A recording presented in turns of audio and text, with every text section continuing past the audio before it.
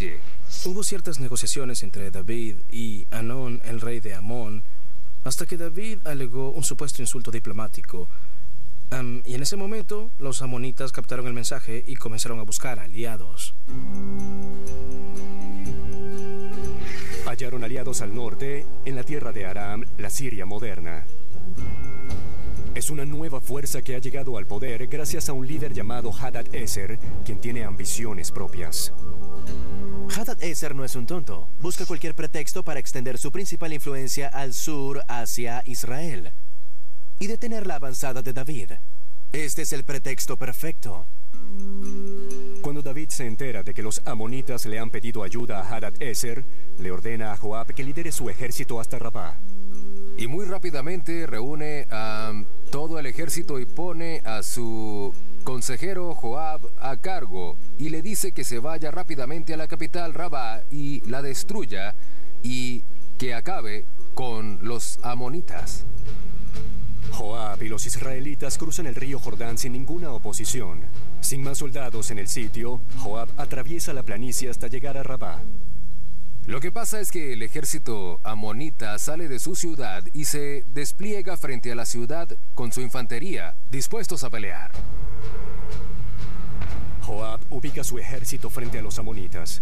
Pero mientras los israelitas marchan hacia los muros de Rabá, 20.000 arameos los atacan desde la retaguardia. Lo que pasó fue que los amonitas se formaron esencialmente como carnada para una trampa. Joab y el ejército israelita ahora están atrapados entre la espada y la pared. Para contrarrestar el ataque arameo, Joab hace algo completamente sorprendente. Divide su fuerza en dos. Joab se vuelve hacia su hermano, que es el segundo a cargo, y le dice: toma un grupo y ataca los muros, que yo tomaré el otro y lidiaré con los carros. Recuerden que David tenía a su disposición un número de vasallos de los estados canaanitas y filisteos, especializados en infantería pesada y tácticas de guerras con carros.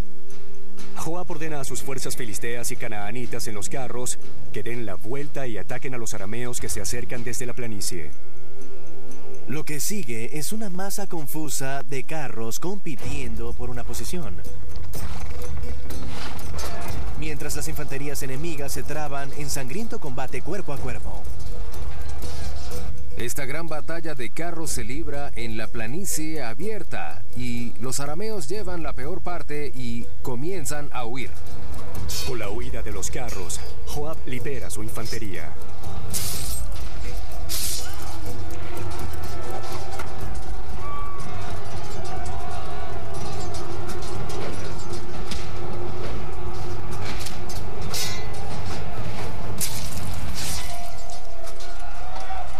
La infantería amonita, ahora mezclada con la israelita, frente a la ciudad, pierde el impulso y se retira a su ciudad. De ese modo, la batalla queda básicamente en un empate.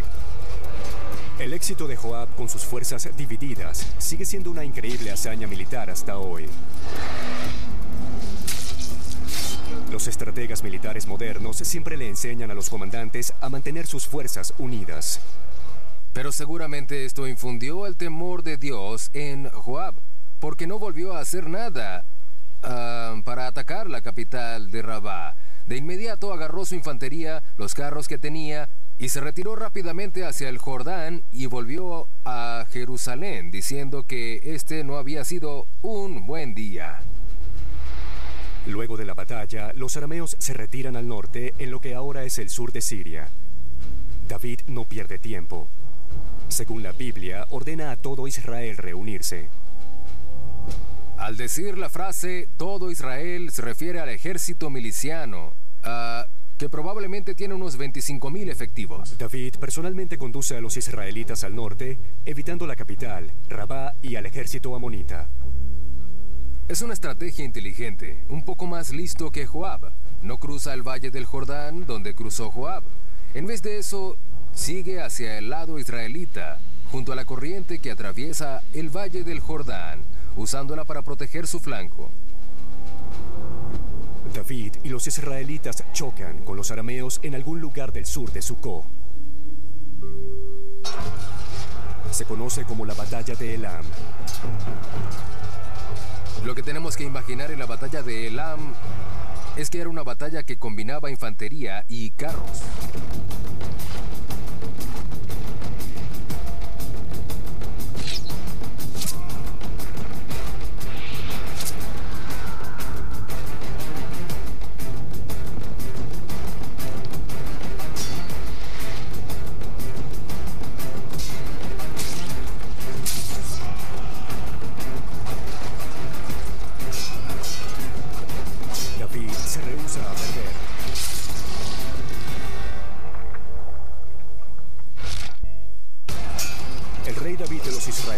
Está siendo fiel a su brutal reputación. Sus víctimas actuales son los arameos y los está masacrando.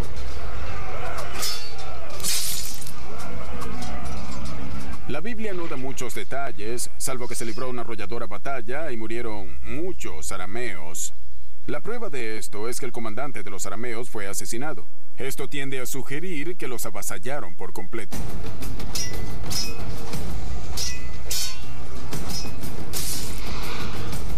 Cuando matas al comandante de un ejército antiguo, cuyo carro, por cierto, le permite salir muy rápido de ser necesario, significa que se ha hecho un muy buen trabajo. Avasallados por los israelitas por segunda vez, los arameos se retiran de nuevo al norte. David se da cuenta de que no llegó tan lejos para ganar una sola batalla. Quizá debía lidiar con eso mientras las tropas estuvieran en el campo, así que sigue avanzando al norte. Las noticias de la derrota aramea en Elam se propagan rápidamente en la región. Estallan revueltas en todos los estados que el rey arameo Hadad-Ezer había conquistado. Esto crea un verdadero problema para el rey arameo Hadad-Ezer, porque no puede lanzar un ataque coordinado contra David hasta que acabe con esas revueltas. Así que tiene que manejar ambas situaciones. Hadad-Ezer organiza una fuerza para frenar a David y a los israelitas, mientras arma una campaña para sofocar las revueltas locales. En ese momento, David sigue avanzando hacia el norte y se encuentra con la retaguardia de Hadad-Ezer. Por tercera vez en 6 meses, los israelitas se enfrentan a los poderosos arameos.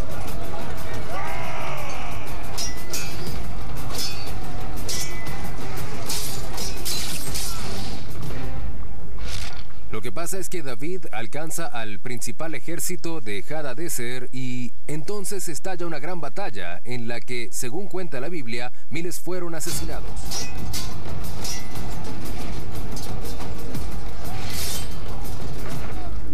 Primer libro de Crónicas. También derrotó a David Hadad-Ezer, rey de Soba, en Hamad, cuando éste iba a establecer su dominio hasta el río Éufrates.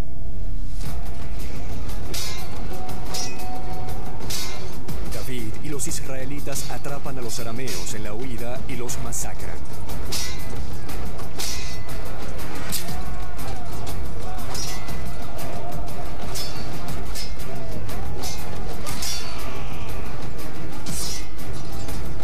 El imperio de Hadad-Ezer es destruido.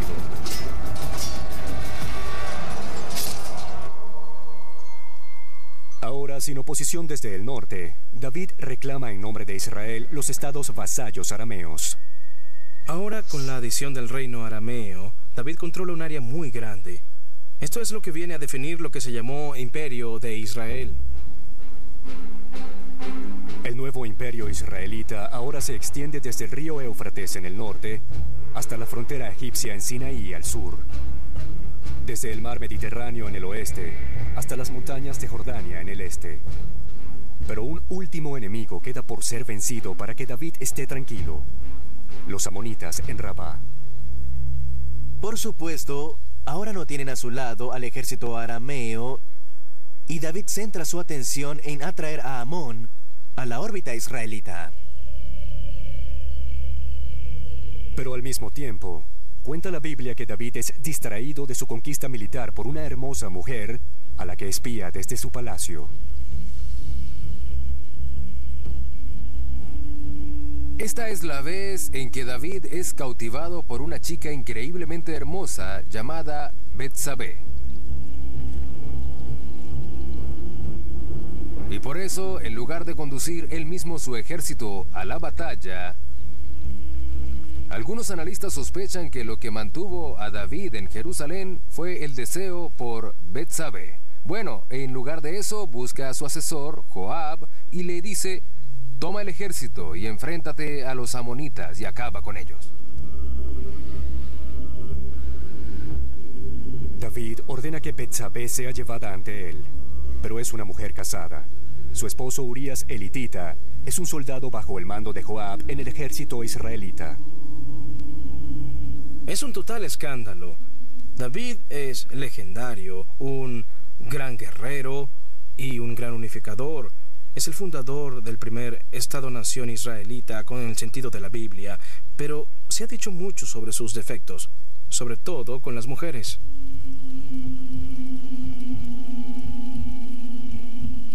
Mientras David hace lo que quiere con Betsabé, Joab agrupa a los ejércitos israelitas en dos grupos. Uno es la milicia estacionada en Sucó, en el valle del río Jordán. El otro es el ejército de élite formado principalmente por una infantería profesional y los carros. Marchan hacia Rabá y el lugar es sitiado. Si hablamos de un asedio, en esa época los israelitas, como no tienen equipo para hacerlo, toman las ciudades del modo como normalmente lo hacen, que es por asalto. El problema respecto a Rabá es que para hacerlo se necesita una gran ventaja numérica y la mayoría de los milicianos están en Sucó.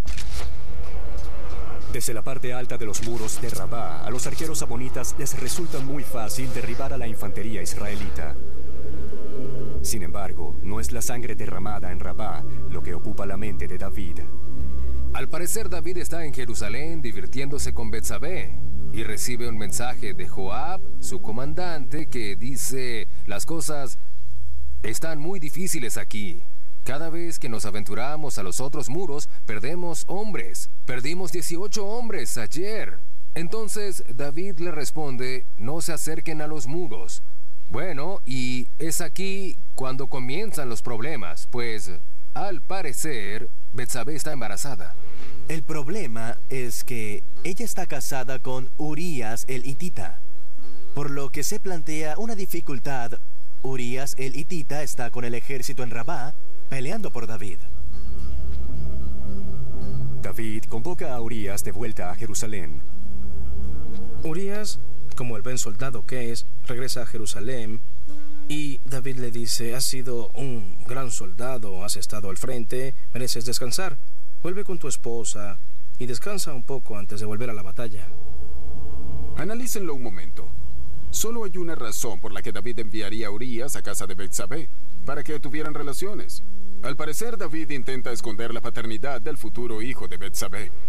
Al siguiente día, luego de que David le dijera que fuera con su esposa, David sale de su dormitorio y encuentra a Urías, el hitita, que se había quedado dormido afuera. Uno imagina cómo fue la conversación cuando el rey de Israel le dice al humilde soldado: ¿qué haces aquí? Te dije que fueras a casa a comer y a estar con tu esposa. Y Urías le dijo: Señor, ¿cómo puedo hacerlo? Cuando mis compañeros soldados están en peligro en el frente. Por eso no puedo ir con mi esposa. Creo que no es lo correcto. Urías se apega al código de honor del soldado israelita. Cuando está en guerra, nadie debe estar con su esposa, todos para uno y uno para todos, por así decirlo. Pero al rehusarse a ver a su esposa, Urías sella su destino con David.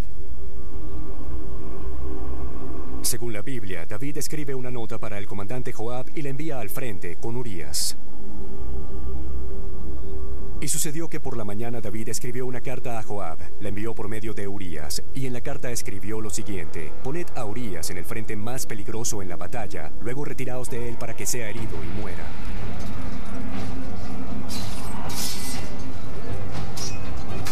Como buen soldado, hasta el final, Urías sigue las órdenes de su comandante sin dudar.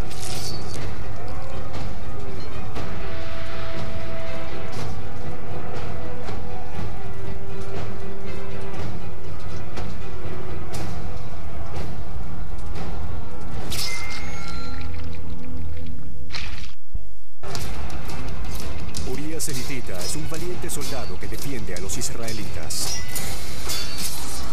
Pero el gran rey David lo condena a la muerte.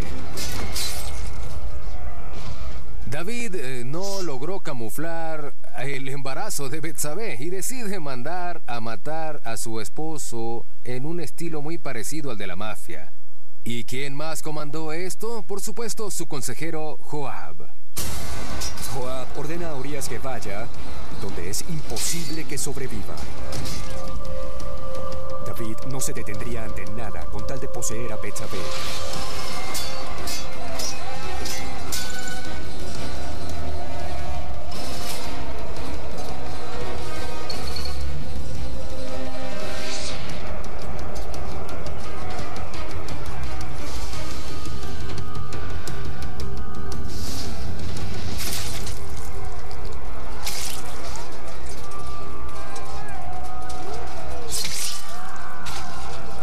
En Jerusalén, Betsabé oye que Urías ha sido asesinado en acción. Entra en un periodo de luto, una práctica cultural estándar. Tan pronto como termina su periodo de luto, el rey David le pide que se convierta en su esposa. Pero la conducta de David no pasa desapercibida. Cuenta la Biblia que la voluntad de Dios es que el bebé muera como castigo por los pecados de David. Urías ha muerto. David ha convertido a Betsabé en su esposa. Esto es un gran escándalo en el Antiguo Testamento. Pero militarmente aún está librando una batalla en Rabá. Los israelitas todavía están en las afueras de los muros de Rabá. Y finalmente David le envía un mensaje a Joab que dice: renueven el ataque, sigan, ganen la batalla.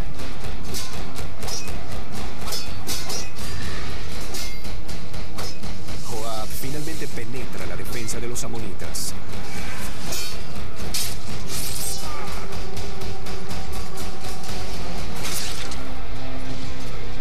Entonces Joab envía un mensaje a David que dice: oye, esto va bien, pero es mejor que vengas tú. Tu ausencia se nota, la gente va a darme crédito por la victoria. Y David, que no es un tonto, comprende que ser el rey significa hacer cosas de reyes. Por eso se va a Sucó, se reúne con el resto del ejército y se ponen en marcha hacia Rabá. Ahora, con incluso más tropas, la ciudad es tomada por asalto.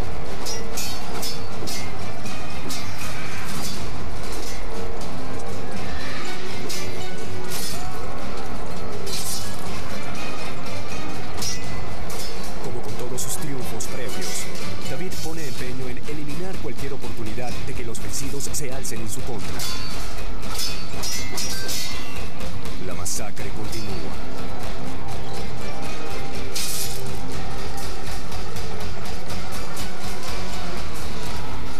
La Biblia dice que moldeó a su pueblo.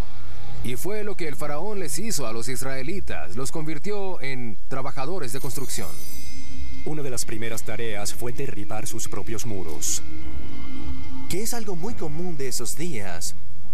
Luego de que ocupas una ciudad, destruyes las defensas para que no puedan resistirse más. Los objetivos de David se han completado. El imperio israelita ha nacido. Fue un sangriento ascenso al poder. Y lo que sucede luego es que el régimen es igualmente sangriento para mantener el poder.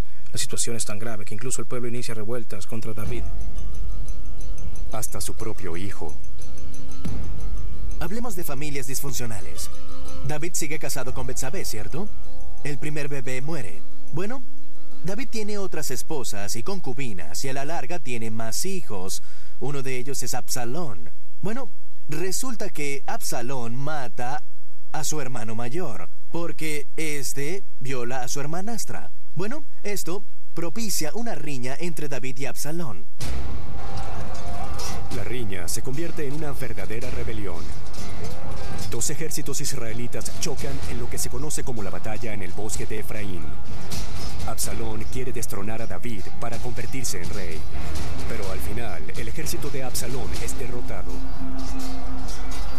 La historia cuenta que Absalón tenía un largo y hermoso cabello y durante la batalla se enreda con las ramas de un árbol en el bosque de Efraín. No sabemos qué pasó exactamente, pero algo es seguro. No salió del bosque con vida. David había ordenado perdonarle la vida a Absalón. Pero un hombre desobedece. Joab. Un verdadero consejero, si es como podemos llamarlo. Joab elimina la mayor amenaza de David. Políticamente hizo lo correcto. David gobierna el imperio israelita durante 23 años más. Según la Biblia, muere durante el sueño a los 110 años. Pero aún tras su muerte, los asesinatos y la intriga continúan. El hijo mayor de David, con Betsabé, Salomón, se convierte en el próximo rey. Una de sus primeras acciones, asesinar a Joab. No lo hizo por ningún tipo de retribución. Probablemente fue para garantizar su poder personal. Quizás Salomón consideraba a Joab como una amenaza. Al igual que su padre antes que él, eliminó la amenaza. David es la figura más popular en la Biblia.